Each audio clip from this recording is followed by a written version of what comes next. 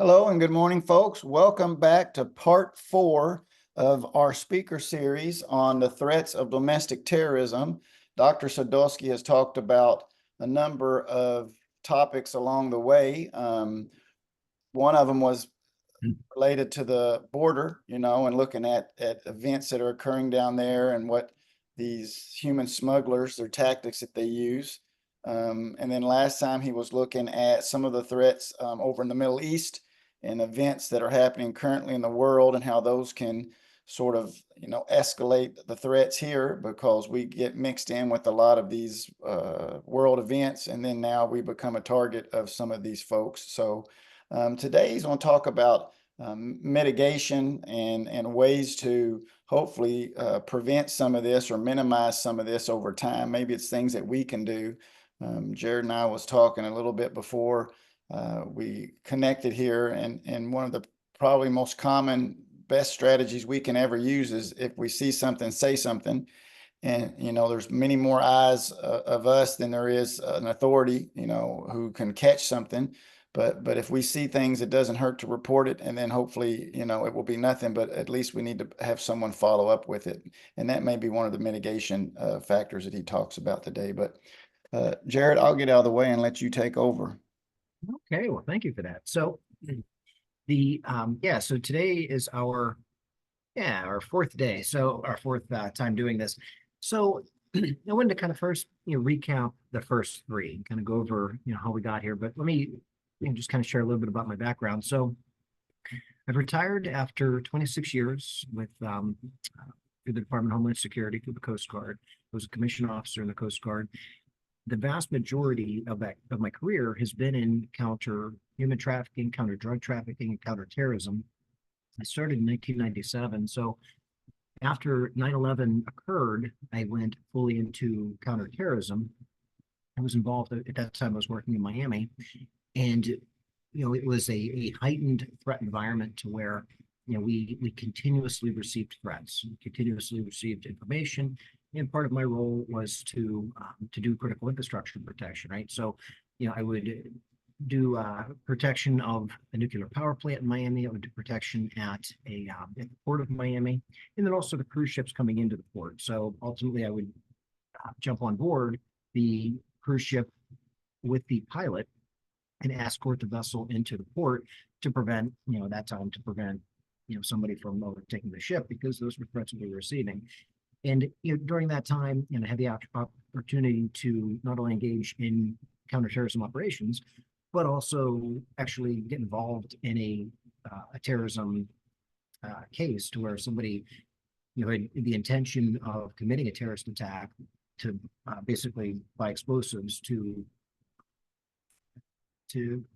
commit a terrorist attack at the port of Miami, which would have been devastating for the local economy. And it was actually able to apprehend him. And he was ultimately the FBI got involved, and he was released, but they started following him. Ultimately, he attempted to buy explosives from an undercover FBI agent, and ultimately was indicted for that. So I've been able to see this counterterrorism stuff kind of firsthand, and I've continued with the counterterrorism work throughout my career beyond Miami. And I can tell you that the reason why this topic is so important to me is we are at such a heightened level of risk. The FBI director, Christopher Wray, provided congressional testimony that he's seeing alarms going off all over the place, and that in his career this is the highest level of threat environment that he recalls. So when the FBI director is saying that, it is a valid reason to be concerned. So part of my background as well is a criminologist. I work in counter human trafficking, and we briefly talked about that early on. I do a lot of work at the border. And in fact, I'll be at the border this week, continuing the work, continuing the research, continuing to see firsthand the exploitation that is occurring down there. And in fact, this week, I'll be down there. There's a non-government organization that appears as trafficking children. So I'm going down there with the team to ultimately, get some documentation so that can be turned over to law enforcement. And I'll also be actually out on the border on both the U.S. and along the Mexican side of the border, doing the actual on the ground research.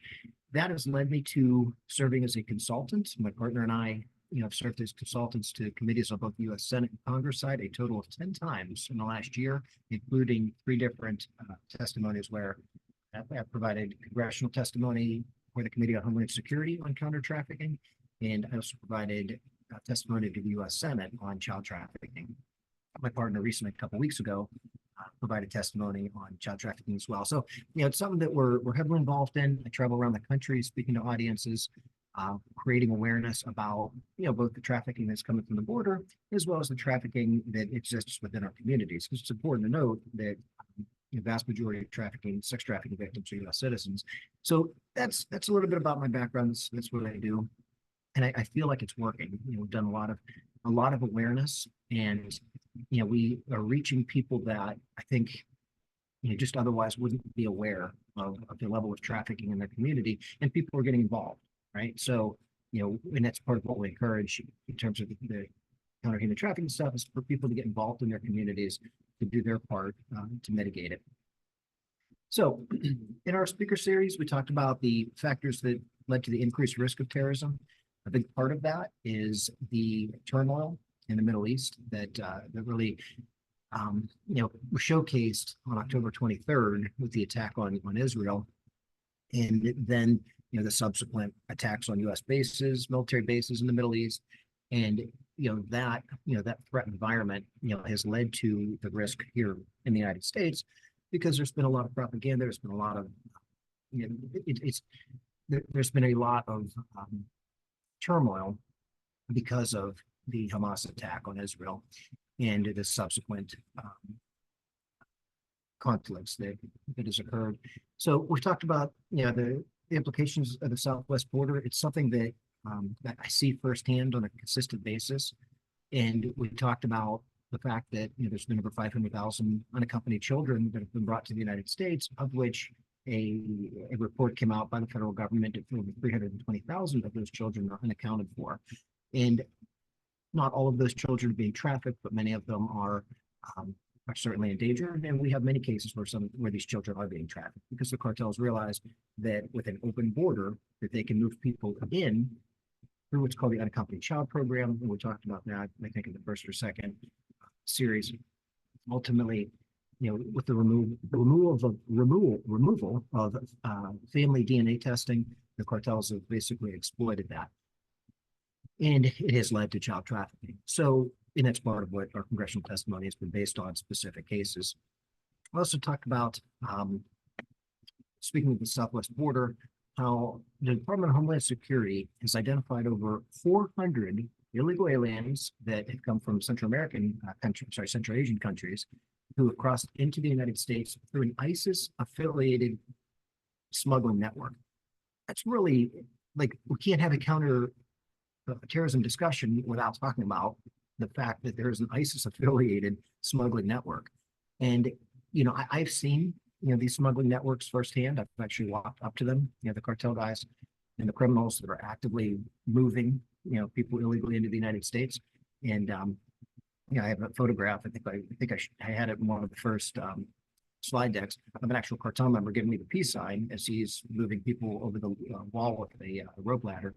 So if ISIS has a affiliated human smuggling network that brings people into the United States illegally, you can be assured that people that are part of ISIS, that are part of terrorist groups that they are affiliated with, they would have no problems bringing those people in as well. There was, after 9/11, according, so one of the things I do is I go into prisons and I interview current and former cartel members. And in a recent interview, a cartel member was explaining to me, a former cartel member that was part of the Sinaloa cartel. He was also a gang member in California that was involved in about every crime you can imagine. He actually went to prison for murder in California, and he was also a sex trafficker and other things. And so, but he explained to me after 9/11 that the cartels, there was a mandate not to move anyone into the United States that could be a potential terrorist. He's explained that now because of the profitability and because of the open borders and because of the splintering of cartels, that there are people that it doesn't matter anymore. People, the cartels will move people into the United States regardless of whether they're here to commit terrorism or not.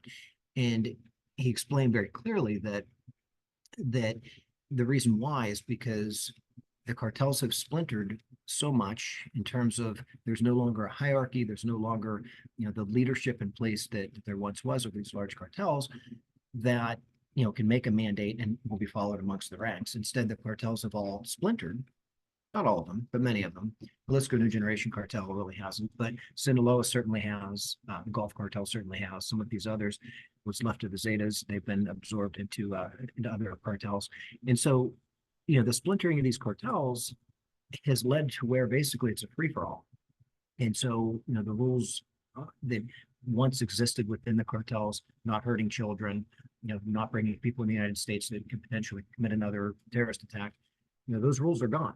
And that's been echoed very, very clearly in the fact that since 2021, 382 illegal aliens have been caught crossing the border. They were on the terrorist watch list. So almost 400 people in the last 4 years have been stopped at the border on the terror watch list. So that begs the question, well, how many got through? And if we say 10 million people have come into the United States the last 4 years illegally, about 8 million have been apprehended, but 2 million haven't. And, we don't know. So we have no way of knowing how many people have come into the United States with the intention of doing harm. At least 99 illegal aliens on the terrorist watch list were released between 2021 and 2023, between the fiscal years.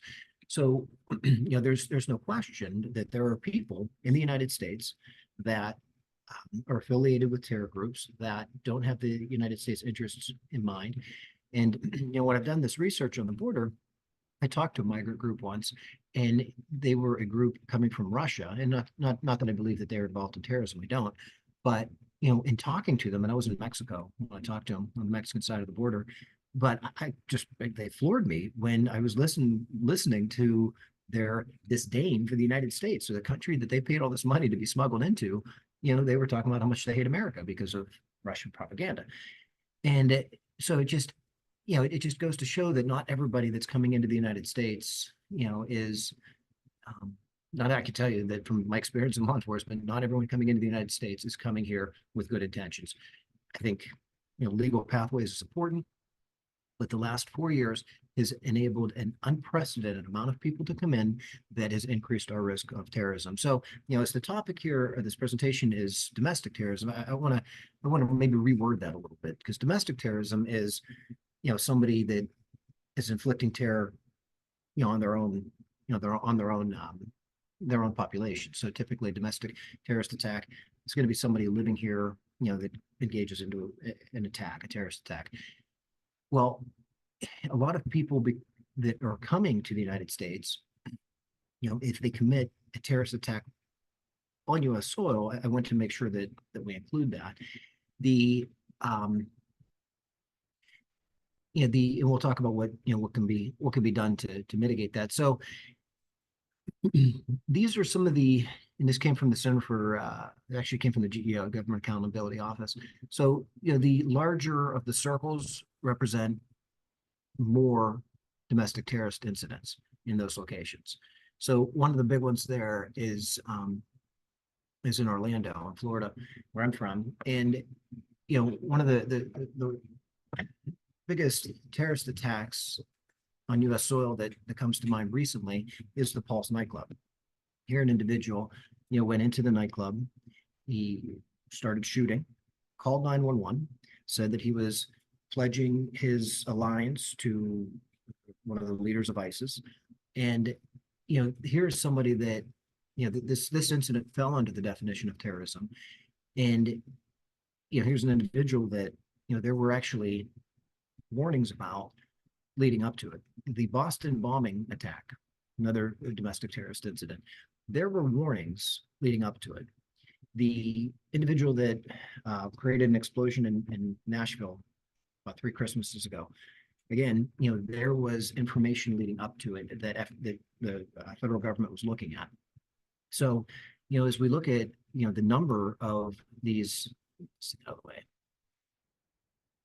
Yeah, so in this one, slides a little hard to read here. So, we're looking at, there we go. So terrorism, it's typically defined as, based on ideology, right? So political ideology, religious ideology, and I think that, we're really doing a disservice to our country by limiting the definition of terrorism. Terrorism, inflicts panic and fear in people, costs at times people their lives, yet we don't label so many incidents domestic terrorism, because if we did, it would show the true vulnerability that exists in the United States. So, as we look at this, it the out of, I'm looking for the exact 231 incidents, this kind of breaks down, the different uh, motivations or extremism leading up to it. You've got racially, ethnically motivated, that's the highest. Second highest is anti-government, anti-authority. And so yeah, so this is kind of a breakdown of of what has been classified as terrorist attack, domestic terrorist attacks, but it doesn't fully represent, in my mind, the scope of domestic terrorism. The reason why is because we often don't label mass murders domestic terrorism. An individual shooting from a balcony into a country music event, with, I don't remember how many hundreds of rounds he had in Las Vegas, how is that not, related to domestic terrorism? It's because of the limited scope and definition, which, in terms of solutions, that's part of it for me. In terms of the world that I work in, which is the anti-cartel, anti-gangs, worked in law enforcement as a anti-gang officer and or counter gang officer, and then working in federal law enforcement, dealing with transnational criminal organizations that are engaged in all these different crimes. I could tell you that their mindset in terms of how they operate, these cartels, are are the mindset of a terrorist. Let's take, for example, the Tren de Aragua, which is the Venezuelan gang. When I interviewed people in prison about TDA, Tren de Aragua stands for TDA, or TDA stands for that. So when I interviewed, whenever they started coming on the scene, they'd taken over some apartment complexes in Colorado, in Aurora, and now they're, I think, 14 states. So when they came on the scene, I conducted interviews in prison with guys that are current and former cartel guys, and they know TDA. TDA has been around for a long time.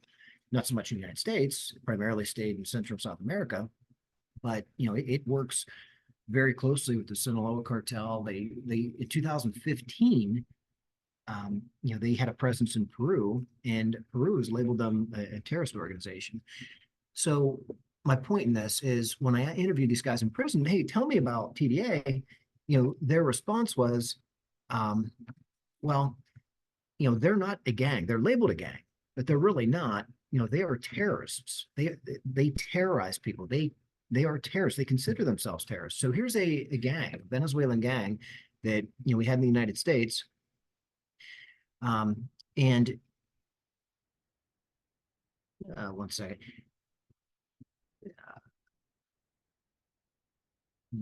Meeting. Sorry, the sheriff's office has contacted me. It's a detective on a human trafficking case we're working. A very sad case. A lady that reached out for help that is being trafficked, and I'm trying to get her some help. So, yeah. So part of the solution, and I understand that it's controversial, but to me, there's nothing controversial about it. Is you have cartels that are terrorizing people. They're costing people their lives. If I told you the unspeakable things I've seen cartel members do to people and do to women and children en route to the border, you'd want to label them a terrorist organization too, I believe, because that's what they are. There's thousands of them. They are embedded in communities throughout the United States. The average person is not aware of how much presence cartels have in communities throughout the United States. It's not always just big cities. They have presence on tribal lands. They have presence in rural areas.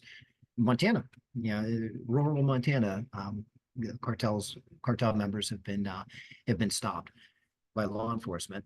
And currently, if I'm in law enforcement and I stop a guy and run him my computer and he comes to, he's a registered gang member or cartel member, say cartel member from a different country, aside from a thorough traffic stop, there's nothing else that can be done.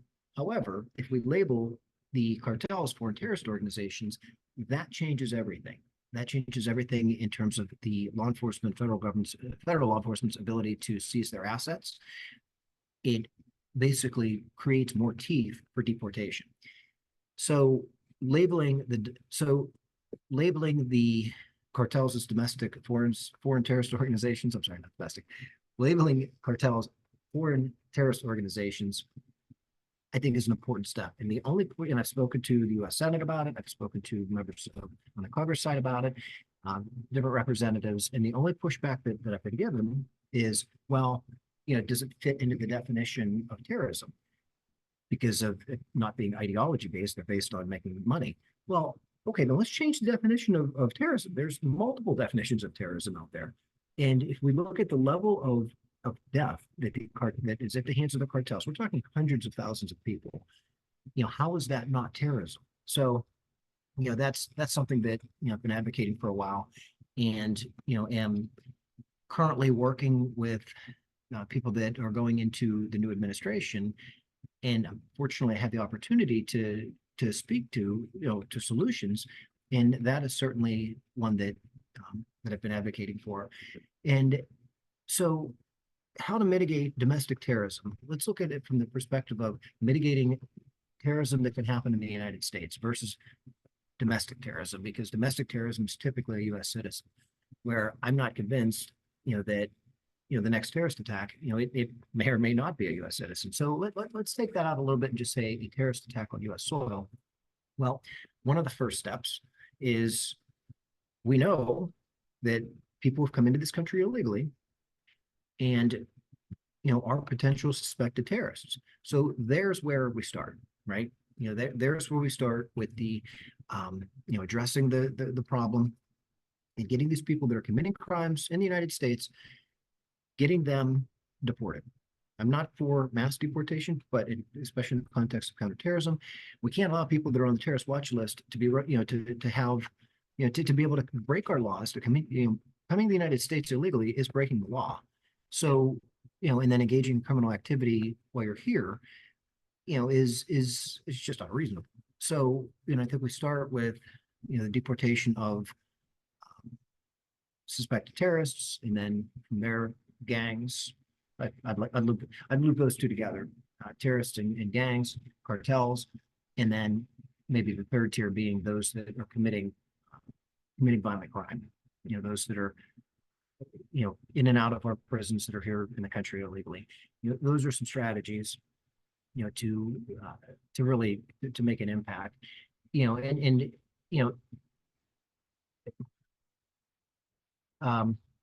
So. All right, so some more, and this is over a 4-year period, 2020, 2024. These are some of our domestic attacks and plots, right? So the highest is the government, military, law enforcement. So, and this is just domestic. This isn't international, where our bases have been attacked in the Middle East a tremendous amount of times since October of 2023. But, these reflect, out of, the domestic terrorist incidents that were classified as domestic attacks or plots. These are the locations with government, military, and law enforcement being the biggest target. So, this also represents where based on this basically represents where the incidents, the terror attacks, and the plots against government targets are existing. Not surprising that Washington, D.C. is the biggest target. Yep. So Since 9/11, since 9/11, trying to mitigate this. Yeah. All right, so 9/11, law enforcement, fusion centers, disrupted over 150 terrorist incidents. It's a lot, and that's just, that's what, classified as terrorist incidents. So 401 people charged with terrorism-related activity. The Terrorist Screening Center keeps the American people safe by sharing terrorism-related information across the government. This is what I found on the government's website. Let's talk about personal experience. So I'm familiar with the Terrorist Screening Center, and if people are coming into the United States illegally, they're not being screened. If they're coming in and they're not, and they're gotaways. So, this really shouldn't give us, in my mind, that much comfort and security. And there are cases where the Terror Screening Center, I know people that have worked there who are part of the screening center and are reaching out to other branches of the government saying, hey, these people are coming in and nothing is done. Nothing was done to stop them. And matter of fact, there's a government whistleblower that is going around the country talking specifically about that. And I know him well because our paths seem to cross a lot in different speaking engagements. So, though the Terror Screening Center is important, it is not, it does not substantially, it does not necessarily mean that there's not a threat. So I have worked with the Joint Terrorism Task Force before. And so these guys, they're across the United States. They're in all the FBI offices. In the case that I worked with them, I was a police officer in Fort Lauderdale, and a lady called the police and said that she was scared because her husband was becoming more radicalized. He was from Syria and was watching propaganda that she felt that may lead him to a terrorist attack. So, I took all this information and I contacted JTTF, and they actually responded within an hour. They come out there and they interviewed her, and they took her information, and ultimately she lived in the city, in the jurisdiction directly to the next to us, to the south of us. And so I had escorted her to their police station because she was also in fear of him, and there was nothing further I could do. So after the FBI task force interviewed her, I took her to the police station in the city of Plantation, and parted ways. And then it was the very next day that she fled her home to the police station, and he murdered her in the parking lot. And ultimately he was apprehended. And, he ultimately, an investigation was conducted, and it did appear that he was plotting an attack. So, that was my experience with JTTF. There was little that they could do, in that 24-hour period, but I was glad to see, and this was probably 2010, 2011. So, I was glad to see that, that far after 9/11, they're still responding to incidents in real time. So they started a long time ago. They started because of the threats in New York City in 1980. 200 task forces nationwide, including all of the field offices by the FBI. And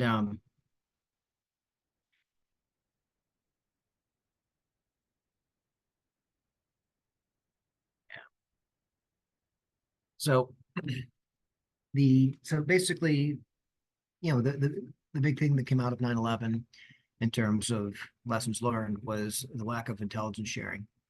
So one of the goals of the JTTF are to basically improve that intelligence sharing, making sure that information is getting out there and the pieces of the puzzle are coming together. And I always tell people, I say, you may only have one piece of the puzzle, but by reporting that, you're enabling law enforcement to see the bigger picture, right? So, for example, if somebody, sees somebody collecting large amounts of things that could be used in a bomb, whatever that looks like, right? Fertilizers, different precursors that are not normal for somebody to buy in that type of bulk, or to keep, reporting that, they're not committing a crime, but what you're doing is you're giving law enforcement the opportunity to take that piece of the puzzle. Well, maybe they didn't know that about the large purchase of what can be turned into explosives, but they have other information. Maybe they had a family member a year ago say, hey, it appears they're becoming radicalized, based on, their activity on the internet or on social media. Well, now the pieces of the puzzle start to come together, and ultimately it can lead to a search warrant, which can ultimately save lives. So the important thing, though, is that only works if, one, see something, say something, law enforcement reports it, and two, that information from law enforcement is taken to a fusion center like JTTF, right? So most states have a counterterrorism task force, and JTTF is part of it, but that road patrol officer that gets dispatched out there and takes just an information report, that information has to be delivered to where it can be used, where it can basically be used in a fusion center where they could take a lot of information together and create meaningful intelligence. Otherwise, if we just have one piece of the puzzle here, one piece of the puzzle there, then things get missed, and then domestic terrorist incidents occur. So, here's one a little over a year ago. This guy, 19 years old, rented a U-Haul truck. He drove into the security barriers around the White House, attempting to gain access to seize political power. According to his plea deal, his intent was to take control of the U.S. government and institute a dictatorship fueled by Nazi ideology. And this guy admitted to investigators that he would have killed the president and others if he needed to for his objective. This shows the mental illness of people that engage in this type of behavior, right? So, these people are out there. They're watching. They're watching things on the internet that are radicalizing them. They're making them become an extremist. This is happening. So, where this is just one incident, it just reflects. The fact is these dangers are out there, and law enforcement has an important responsibility to continuously monitor for threats. And we, as the public, have a responsibility to continuously keep our eyes open and not to become complacent. And I can tell you, after 9/11, if I left my suitcase unattended in the airport, within minutes, somebody would report that to officials at the airport. Nowadays, I see luggage, bags, left unattended all the time. And as I travel around the country, so we really need to get back to, that sense of awareness, of alertness. It's really important. I mean, we have drones flying around New Jersey, and I'd love to hear if anybody has any knowledge of exactly what's going on with that. But I'm not convinced that we're being told the truth in terms of why they're here. So I don't know much about the drones. I barely follow the story, but it represents the fact that things happen, things are happening that there's not a lot of sense to. And so the mitigating domestic terrorism, the information sharing amongst law enforcement is just so important. It has to exist. And in a lot of cases that have been missed, a lot of incidents that have been missed is because of that. So, continuously improving information sharing, intel sharing, critically important. Engaging the private sector, to basically to help in the response to threats posed by domestic terrorists.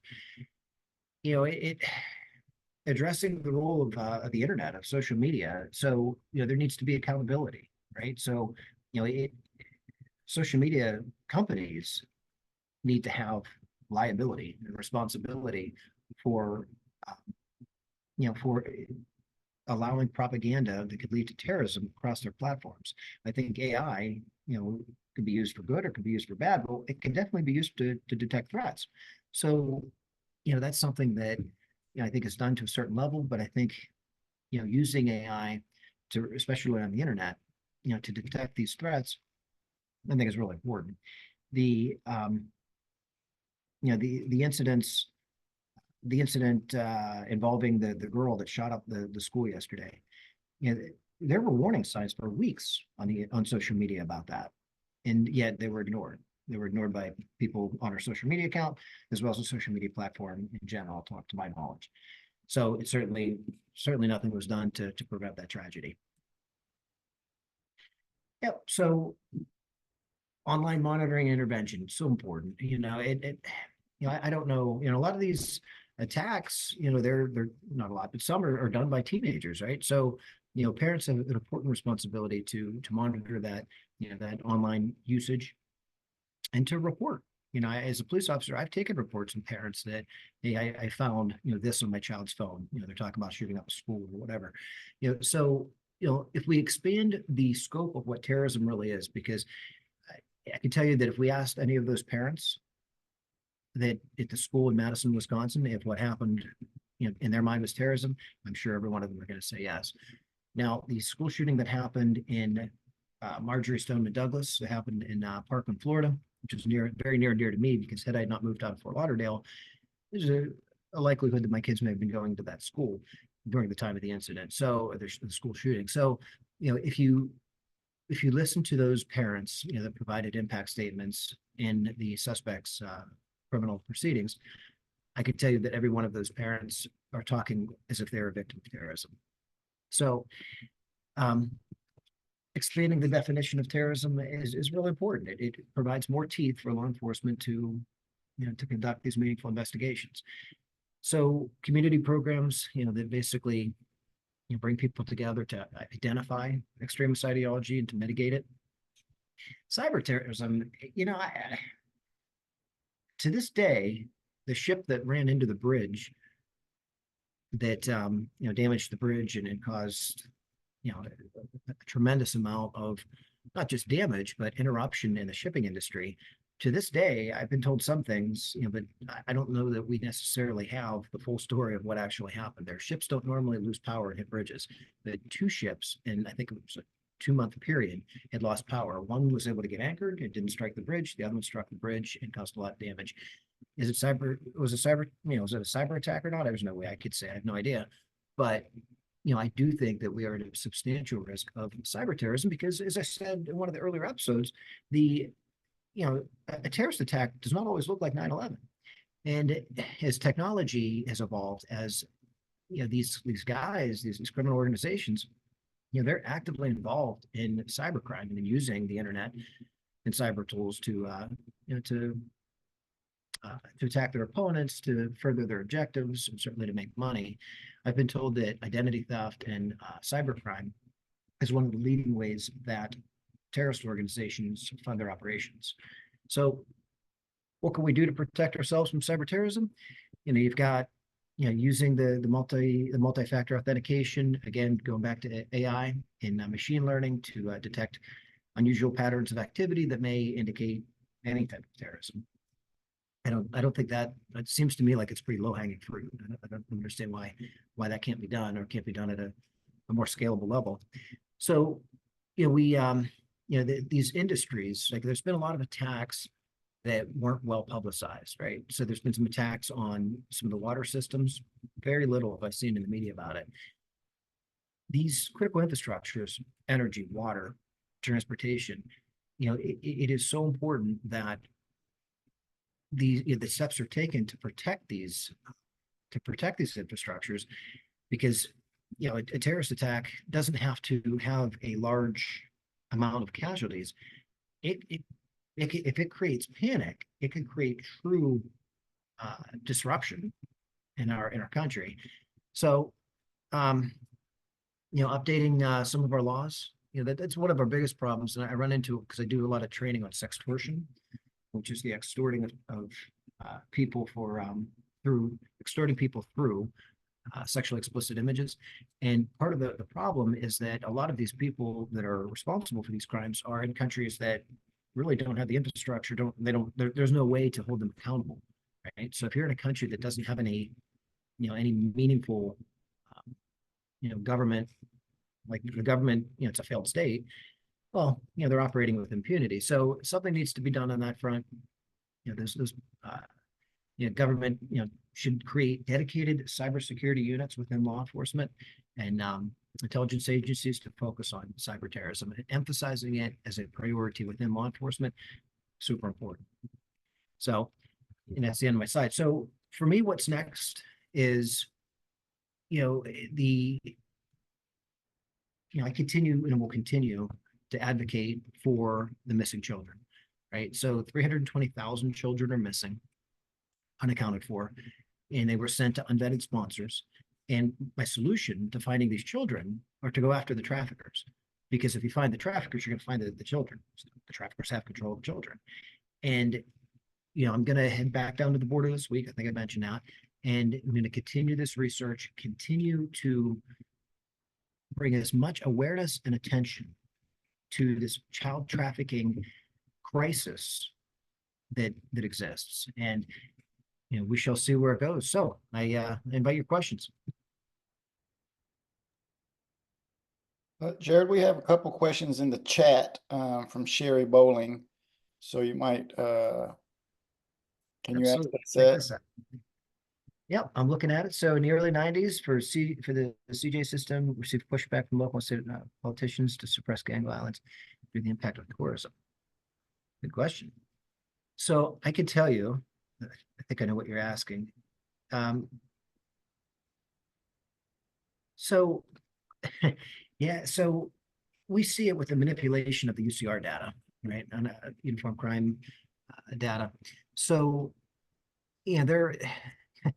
there is, I don't know necessarily that it's related to impacting tourism, but I mean, when you have the community and community leaders minimizing TDA's impact and taking over apartment complexes, and and I actually went to that apartment complex after it was on the news in Aurora, Colorado, and just to see what I could see. And there is definitely a sense of not wanting to share with the public how big of an issue this really is, to avoid creating distrust of the government and the sense of safety. The sense of safety. I was in New York City at Times Square. I was talking to a counterterrorism police officer for NYPD, and I was like, "Do you guys really have this secure?" And he said, "Absolutely not." He goes, "We're just as vulnerable today as we were September 10th." And he goes, "In Times Square," he goes, "There's what really are we doing here?" Right? We're not nobody's getting searched before they're going in there. And this was just during a routine work week. But he explained to me that, the public is just simply not aware of the level of danger that exists, and the threats that exist, because they're not being told. So, there is after 9/11, the government was pushing hard, see something, say something. I don't hear that much anymore. And so, there is a sense of, basically the best example is, why are we not labeling all of these mass murders or mass shooting? I'm sorry, mass shooting is, 4 more people that were shot. So many of those could be defined as terrorism, yet we take painstaking steps to make sure it doesn't get defined as terrorism, because we don't want to have to say that we've had 300 terrorist attacks, domestic terrorist attacks, when because the number of mass shootings is high. I don't know it off the top of my head, but it's high. So we don't want to, from the government, say that that there's this many terrorist attacks, because it shows how vulnerable we are. And I could tell you, as somebody that's now retired from the government, I am so fed up with government corruption. I have seen it at unbelievable levels. And, there are people that have perjured themselves in the United States Congress, in the United States Senate. In fact, one of these, one of the these appointed people, actually the Senate wrote a letter to, because I testified and they testified, and basically the letter accused them of being dishonest, so of perjuring themselves. And because I was able to bring fact, I was able to bring physical proof to what this person was saying was not true. And there's, and it's not really related to cyber terrorism, or terrorism, so I'm trying not to go down that road. But I have seen such levels of corruption in our current government, in terms of people that work for Health and Human Services, that know that NGOs are sending children, migrant children, to sponsors that are unvetted, And instead of doing something about it, they resign and they get a high paying position and quadruple their salary within that NGO and don't do anything to stop the child trafficking that's occurring through the NGOs. So yeah, it's the government corruption. Nobody wants to talk about it. Nobody's willing to, but I'm willing to because I'm so fed up with it. Great question. Or question number two. Terrorism. That's a great question. I wonder what that would look like. But you're absolutely right about burglary tools. So, is there a way to create a similar law for prevention of terrorism? That's a great question. I have to think about it. I would think that there is. I know we're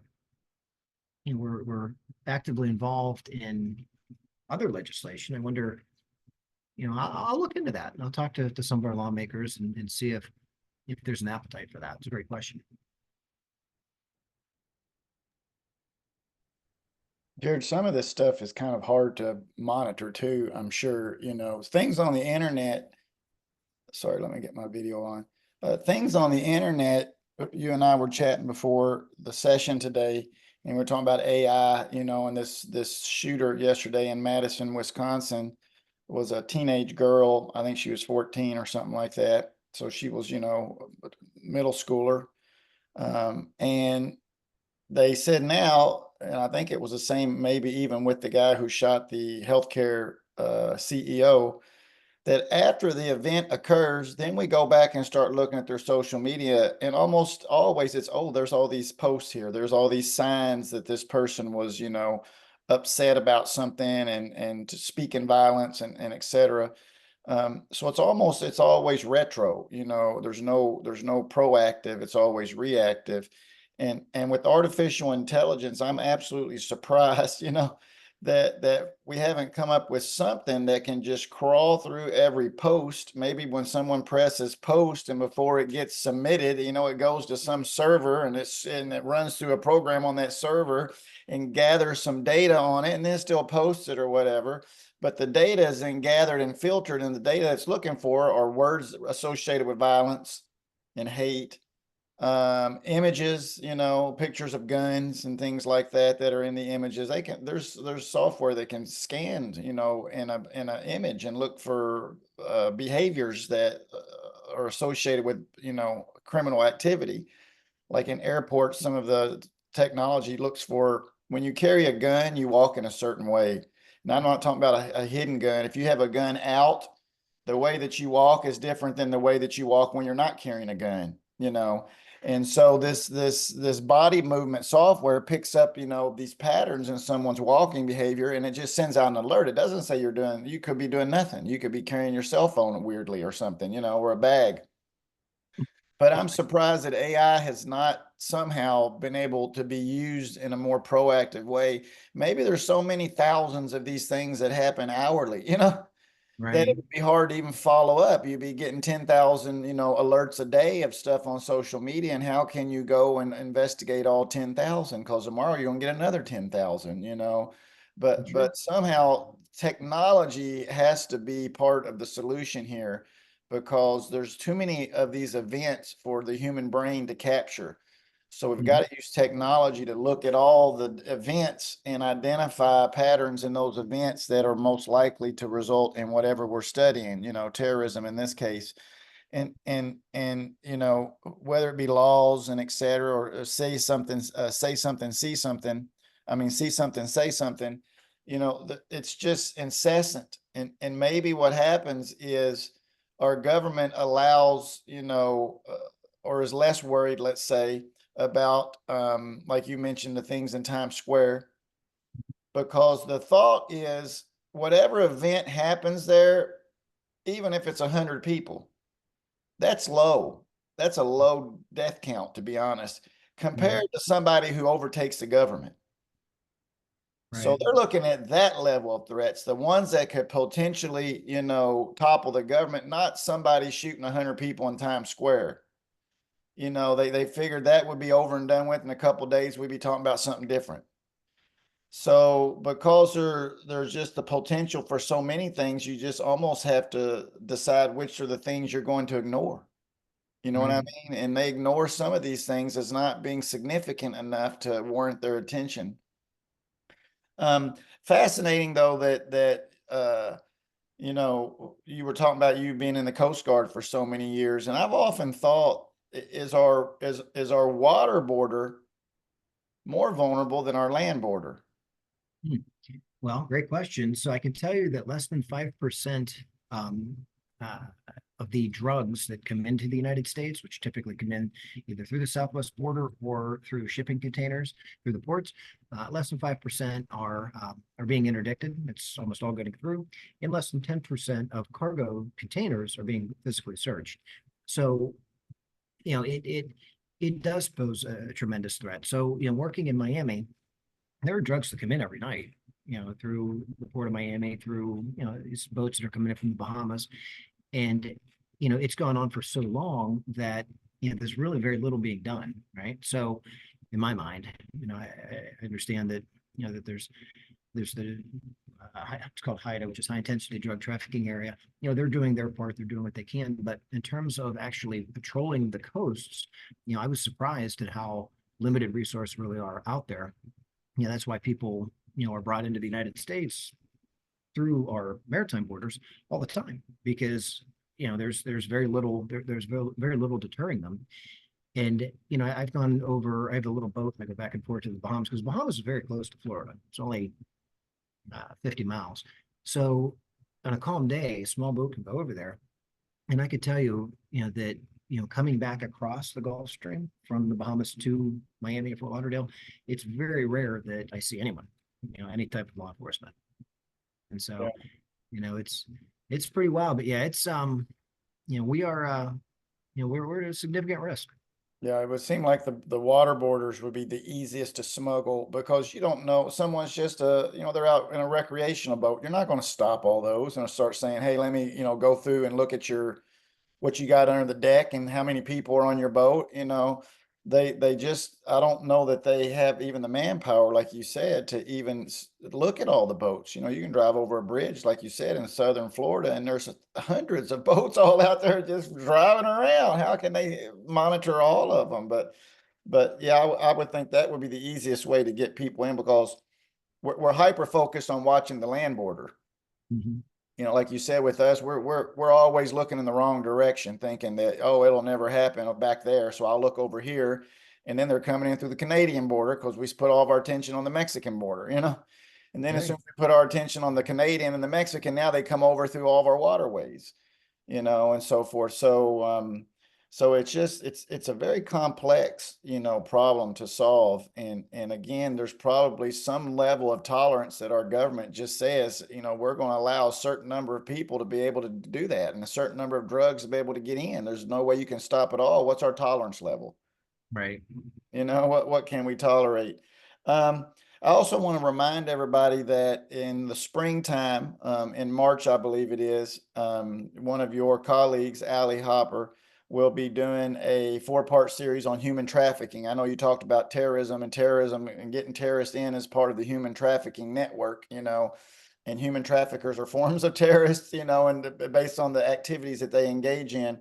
But just remind everybody that there's also going to be some more information sort of somewhat related to this topic that will occur in March. Yeah, great point. So, and to speak to that, so Alan Hopper is my research partner, right? So, we have trips that are to the border or also to different communities where people and children are being trafficked. So, when March comes around, she's going to have a lot of information that no one else is going to be able to deliver because she's going out into the field and we're going out as partners, but we're going out getting this firsthand knowledge and information of human trafficking that it led her. She testified before Congress, 3 weeks ago now, and she's been on multiple. She's been on Fox News, she's been on all these different news channels. So she's a very powerful voice in human trafficking, and I think it's going to be a very informative series. Yeah. Again, a bunch of this stuff is interrelated too. One of the more fascinating graphics that you showed there was the out of the 231 incidences of terrorism that occurred, that 6% were animal rights and environmentalists. That's just fascinating to me. And then even 4% was abortion people. These people who have this, the sanctity of life philosophy, yet they're out murdering people, and so forth. So, but that's you combine those two, the animal rights and the abortionists, that's 10%. Yeah. That's 10% of all terrorist acts come from those. That just surprised me, really. And then, the other thing that was interesting, but it makes total sense. But again, it just seems like it'd be very hard to monitor, is the number of terrorist threats. The number one being DC. It makes sense because that's where all the politicians and leaders and so forth are. The head of the government's right there. But I've often thought that the White House is right in the middle of town, Mhm. even the Capitol building.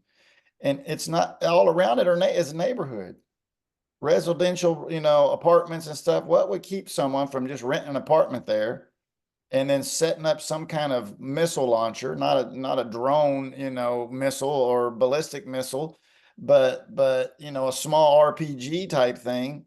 And these things can be made pretty simply. You could probably get a bunch of fireworks, and just take the gunpowder out of the fireworks over several, years or months or whatever, and build something and shoot it over there. We tell everybody when the president's in the White House, oh yeah, he's having a dinner tonight over at 6 o'clock. And so we tell everybody when he's there, and it wouldn't really be hard, in my opinion, to shoot something from somewhere around there and land it on the White House. You don't have to shoot it very far. It's not like you're 10 miles off the coast trying to shoot it. You know what I mean? You're already right in the middle of town. So that right there is fascinating to me, that something hasn't happened, that there hasn't been some aerial launched, bomb of some sort from a local, community there that hit the building, even if it didn't kill anybody. The act of doing it would form some level of terror. Right. And that's all you really need. And then we talked a little bit about drones, and in New Jersey, and people are hysterical over there right now, not understanding what they are. And sometimes it's not what they, it's something normal. But that's the other thing. How can you Mhm. stop that stuff? You know what I mean? We focus too much on terrorist activities overseas and stopping Iran from getting nuclear weapons and these big level, things, which are important. But I think it's the small level things that will get us. It'll be, you're seeing now in the Ukraine where the Russians are using these little aerial flying drones, these little small toy things, and they have a grenade or two attached to them, and they just drop it on somebody and blow them up. Yeah. This guy that got killed yesterday, the highest ranking general in Russia that they blew up, he was in charge of all the um, the chemical warfare. And they said he's been employing drones that spray chemicals, Yeah. So I think that's really a new level of warfare that we didn't consider, in terms of when you have thousands of these things flying around like a swarm of bees. That's just how are you going to stop all of them? Right. Especially it will be reactionary again.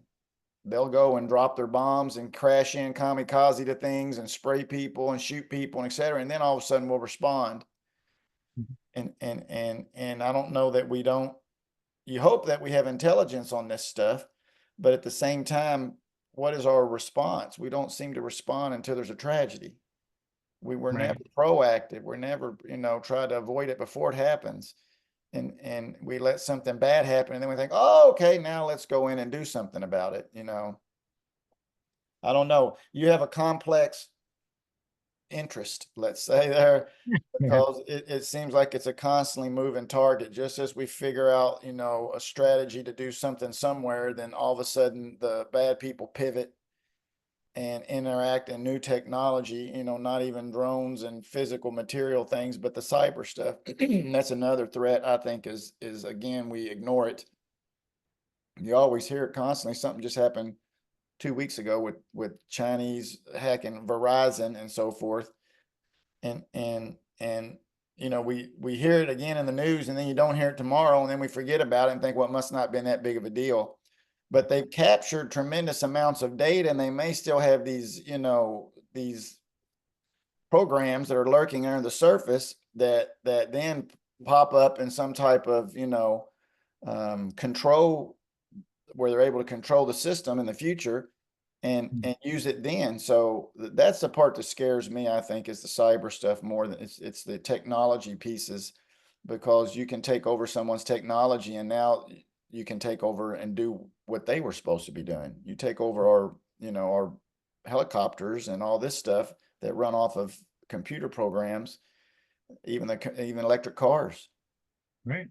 and start crashing electric cars into stuff or driving them off a bridge because there's a dignitary in it. Maybe people don't think that way, but I don't know. The Israelis do. They had those pagers. That was like a 10-year project. They had planned that out, and they, just sitting there in the background where they created all these fake businesses for 10 Yeah. years in order to then create these little pagers that have explosives in it, and then to be able to get that to the right people. That's not an overnight plan. Right. It takes a lot of time, and that's the kind of the way we have to think. See, that's looking forward. That's not looking behind. Right. And we look behind too much, like you mentioned. We wait for something to happen and hope it doesn't, and then when it does, we respond. So anyway, remember, if you see something, say something. Again, that's probably one of the biggest strategies we can use, whether you see it on social media or you see it in the neighborhood. Report it, and then hopefully, that will be enough to get some attention. You reported something about a guy hanging out on a bridge down in Miami, and as a result, you thwarted a terrorist attack because you saw something and said something, or somebody else did too. Yeah, absolutely. Anyway, Jared, thank you for sharing your expertise with us. Good luck in everything that you do. I'll post this on the website soon and send that around. And again, Okay. I'll see you in future endeavors. You Okay. also presented our next colloquium, I believe, right, in the spring. Yes. Yep. Yep. Okay, Definitely. see you All then, right. man. Take All right. care. Thank you. Good All seeing you. righty. Thank you. Bye-bye.